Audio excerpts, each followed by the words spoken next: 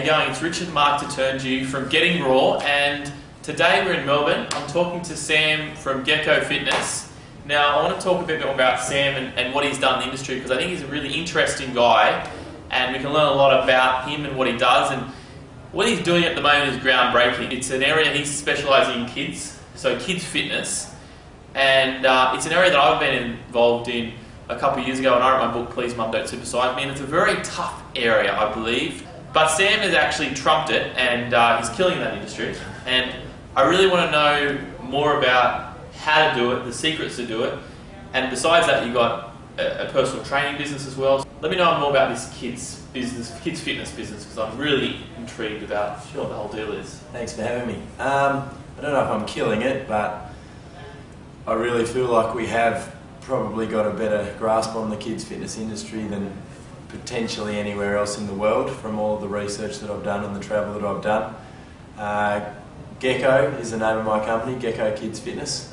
We started in December of 2006.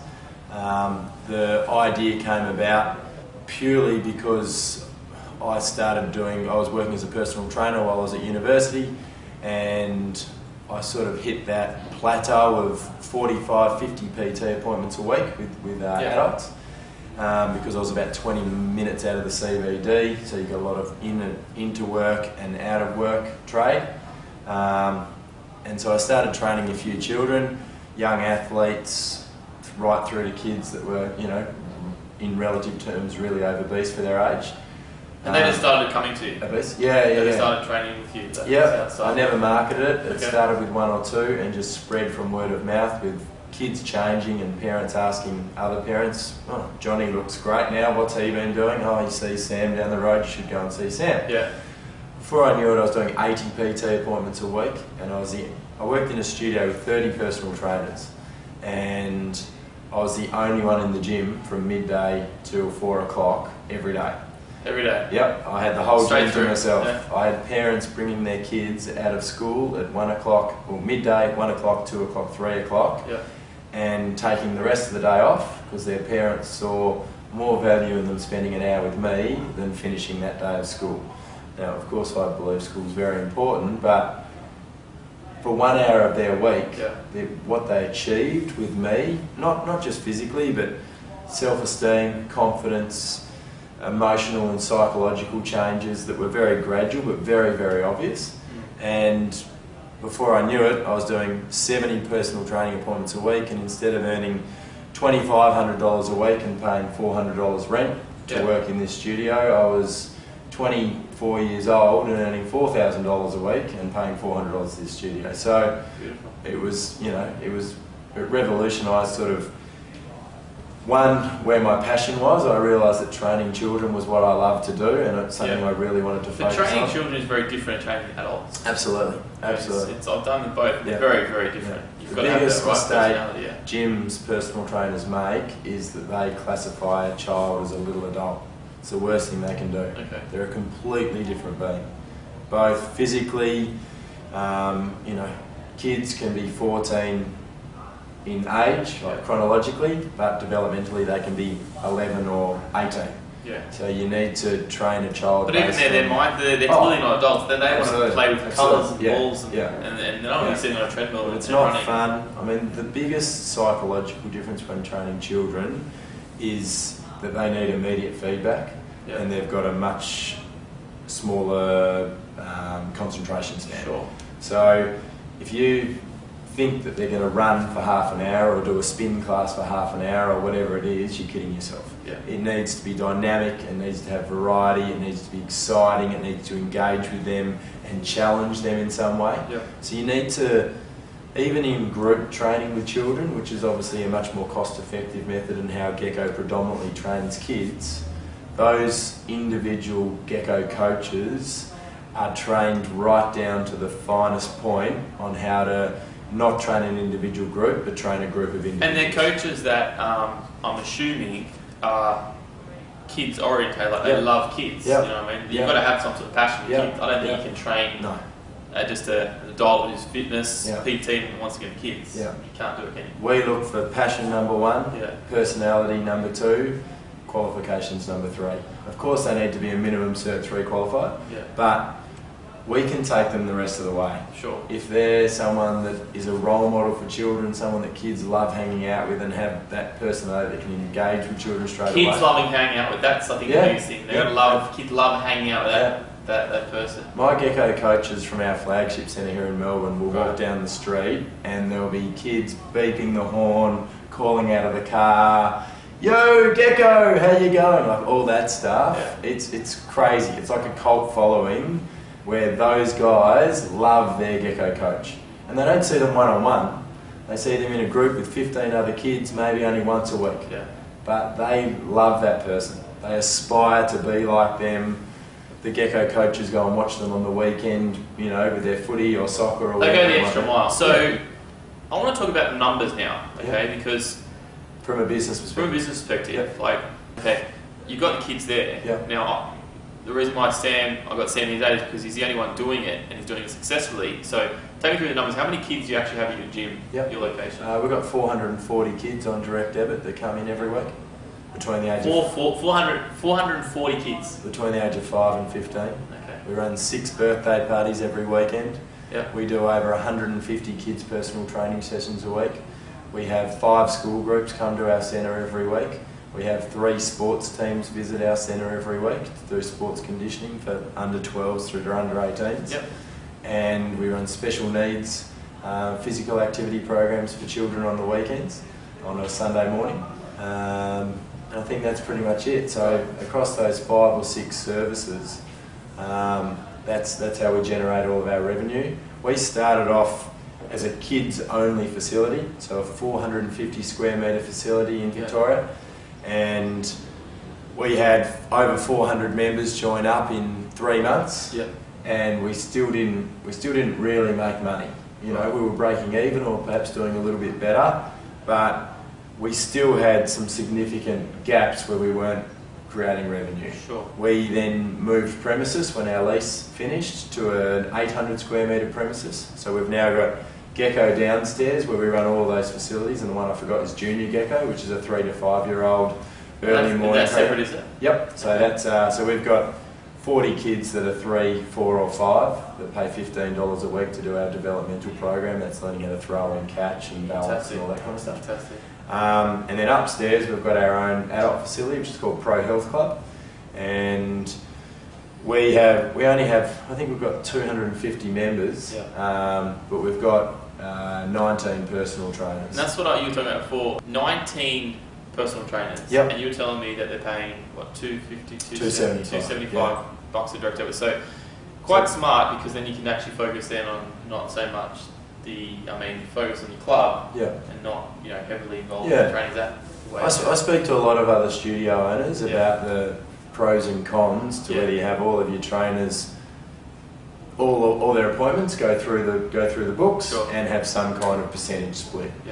There is obviously huge financial benefits to that. Of course. But the cons, and whether you're willing to admit that these exist or not, they do, it's a huge amount of administrative work.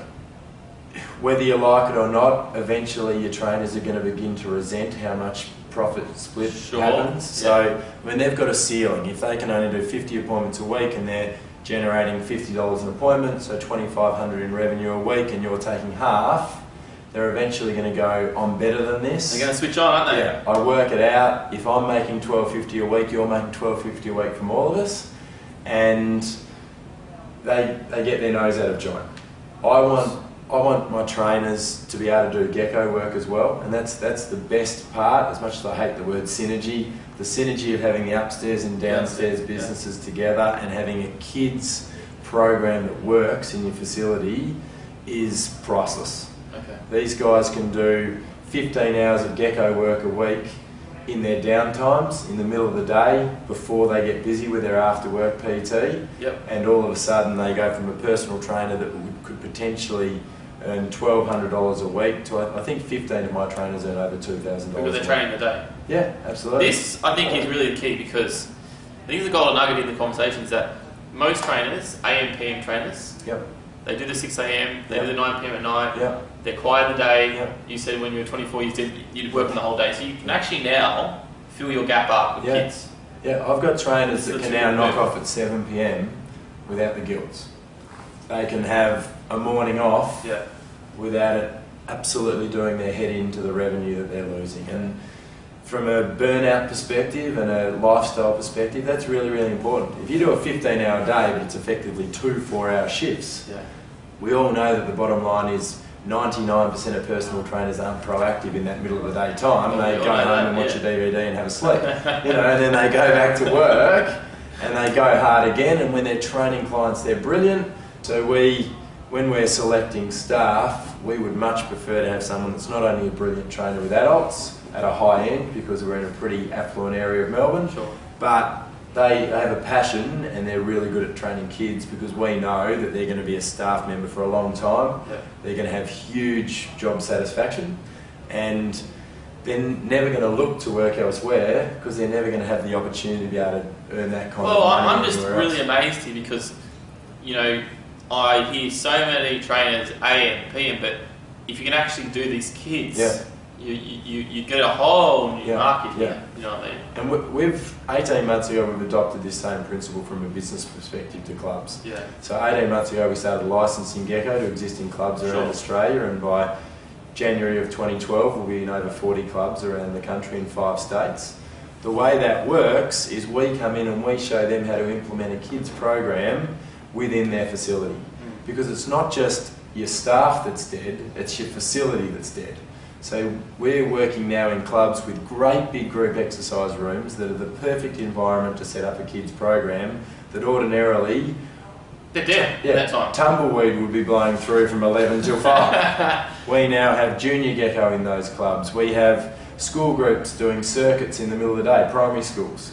We have after school Gecko where they have 60 to 100 kids at $15 a week on direct debit of that facility. Yeah. We have team conditioning, birthday parties. And they're all in the middle of the day. Absolutely.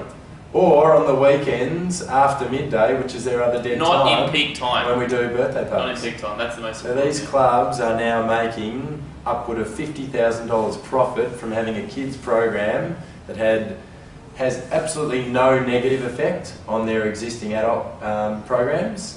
In fact, they're actually finding they're getting 25% of the kids' parents join their facility as Whoa, additional adult hang members. on. So 25% extra Yeah. adults are joining their Yeah. core business. Yeah. So if you get 100 kids doing Gecko, they're finding, I think it's 27%, so 27 new adult members at full price. They don't get a discount. Full price become a direct debit member because they've entered that facility to bring their children down and then gone, hang on a minute.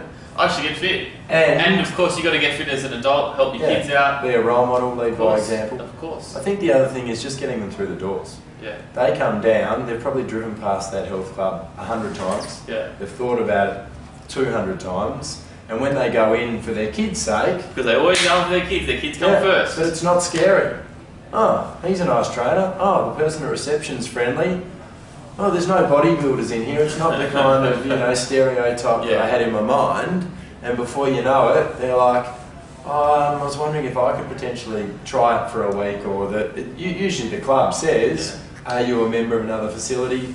Would you like to try our club out? And they go, yes. I think it's brilliant. Can you do it outdoors as well, or just indoors? Yeah, absolutely. We have a mobile arm of our business, which is birthday parties, outdoor personal training, camps, and school groups.